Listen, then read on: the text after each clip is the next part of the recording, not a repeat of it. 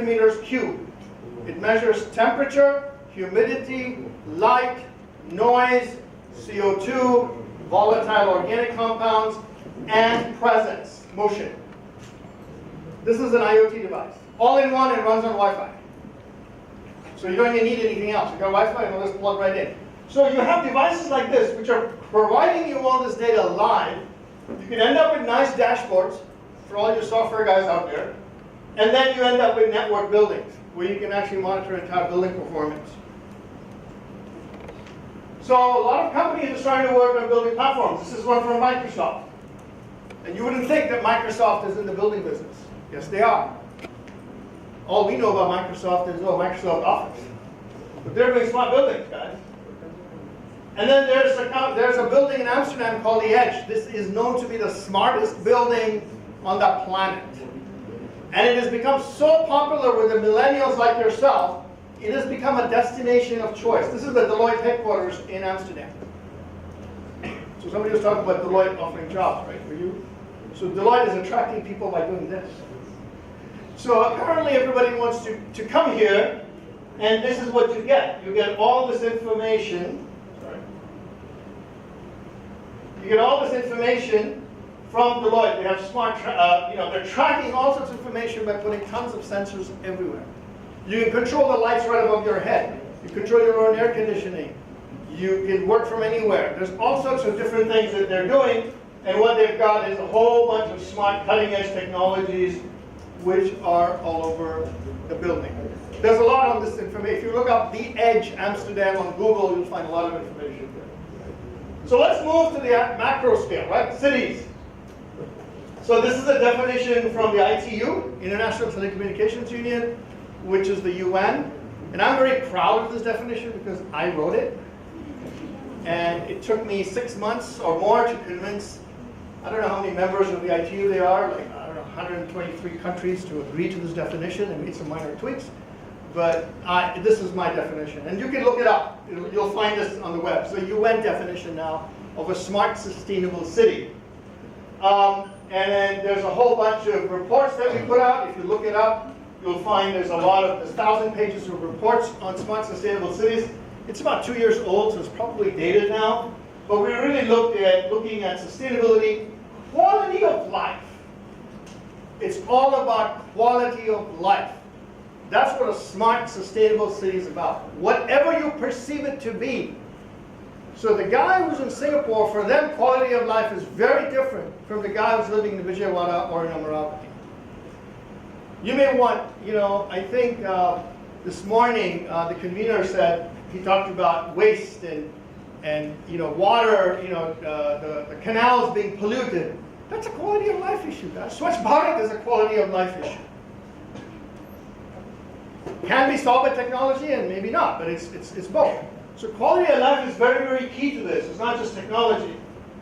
So we look at society, economy, environment, of course governance, and then ICT infrastructure. So when you look at the key elements, you'll find that there's mobility, there's real estate, industry, utilities, water, waste, air, safety, healthcare, education, all form part of society. And ICT is the glue which puts all of this stuff together. Okay? ICT is the glue. So the example I can give you is if you look at any, I don't know, this campus is probably pretty safe, but in general, unfortunately, I think in India, from what we read in the press, and it may be still not such a big percentage problem, but I think for women, it's not particularly safe. Okay? And so if imagine in an office building, woman is working late at night, especially at high tech. All of you are going to be doing that in a few years. And you're coming out of the building and you're trying to get to your car in the parking lot, or you're trying to get to the metro station or wherever it might be connected as per the tram bus and all that we heard about earlier today. And just think about this, as this employee badges herself out, not only does the system know she's leaving the building, but maybe the lights come on as she's walking down a path, as she turns corners, because the chances of anything occurring in bright light is much lower than in a dark environment. Most assaults and most robberies occur when it's dark and dingy, not when it's nice and bright. And you could also have a video camera following her along. So now you have video technology connected to lighting technology, connected to access cards, and also 3 or 4 technologies are working together to make it safe for that employee to reach her car or whatever her final destination is. So this is the kind of environment that technology can provide you, and a lot of these pieces here start to come together. You know, real estate comes into together, utilities, safety and security, and so on and so forth. Smart cities, this is a framework that I've developed. A lot of people just look at smart cities and talk about infrastructure. Guess what? There's 2 types of infrastructure. There's the infrastructure we heard today about physical. And then we heard about digital. Actually, first was digital this morning, and the second talk was physical. So I really appreciated the fact that there's 2 infrastructures. As I said, this is anything and everything I can touch, or walk on, or see. And this is something that I don't see, but I know it exists. But there's also what is known as the service infrastructure. So the next slide will give you the example, in my opinion, of the best definition of a service infrastructure. And who can tell me what that is? Uber. Good. What do? They use cars and roads, which is physical. They use the internet 3G, 4G data, which is digital. And guess what? It provides you a service, a transportation service. That, my friends, is where smart cities are headed. It is going to be the convergence of the physical, digital, and service infrastructure. Okay? So this is something you need to remember. So as we go forward, what is physical infrastructure? It's utilities, it's mobility, it's real estate, and it's also green. Let's not forget the parks and the environmental part of it. Digital infrastructure is urban layers, sensor layers, connectivity, data analytics, automation, engagement. All of these are the digital parts of infrastructure. Service infrastructure, interestingly enough, is infinity. Literally infinity, whatever you'd like it to be. Airbnb. Is Airbnb in India yet? No, Oyo is there. Oyo is there, okay. But you have Uber. So you have all of these as a service occurring. You have data as a service. You have everything as a service occurring. And that's what service is going to be. So there's any number of things which are occurring. Amazon's already here.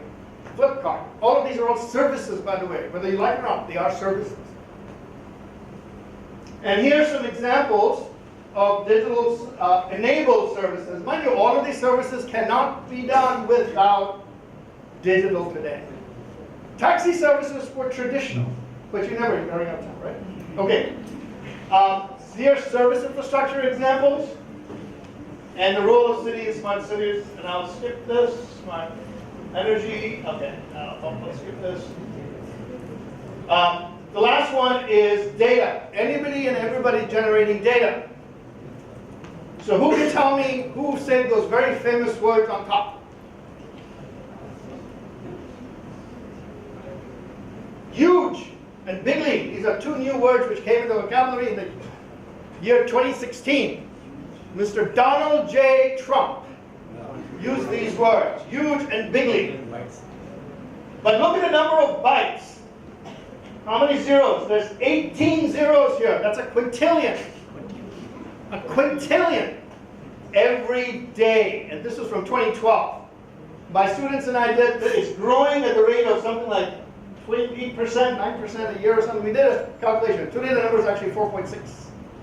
4.6 quintillion bytes of data per day is being generated. You talk about big? This word doesn't even describe big. You can't even count 18 zeros. But nobody knows what to do with it. Everybody wants to do big data, huh? Did you talk to anybody? Yeah, let's do it with big data. Do they know what it means? I guarantee you, 99% of them don't. There's a lot of fake consultants out there trying to sell you stuff. Or if it's any good, half the data, 90% of the data is lousy data. Not valuable at all.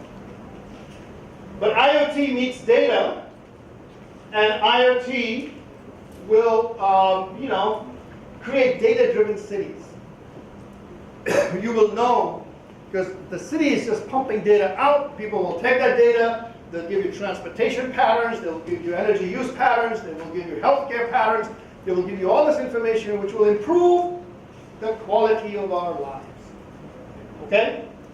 But then you have an issue of data anonymity because you have to worry about what can people do with the data. There's a lot of data leaks in the US, a lot of hacking going on, a lot of personal data, including the last Equifax leak. A lot of my personal data is out there. There's nothing you can do about it, but that's part of what we live.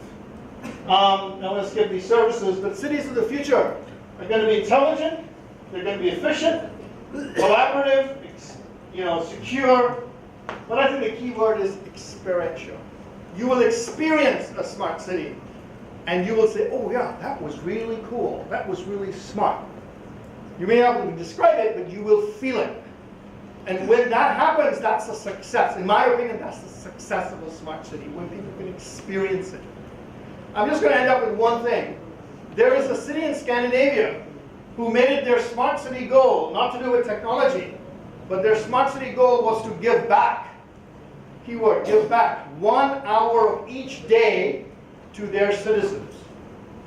So they're saying 20 minutes less in traffic, 20 minutes less waiting in line for your food at McDonald's, 20 minutes less somewhere else will give you 1 hour back to your day, because we're all so busy. How many of us, we have no time? All of us feel that we don't have enough time. I don't know what we would do if we had some time, but that they're just making their goal, which I think is a really nice thing. It's a quality of life. Time is part of the quality of life. Well, thank you. I hope I didn't go over too much. Thank you very much, and hope you enjoyed this. And if there's any questions in the interest of time, we can talk offline. I prefer to do that unless it's a burning question and you have to have an answer. Thank you very much.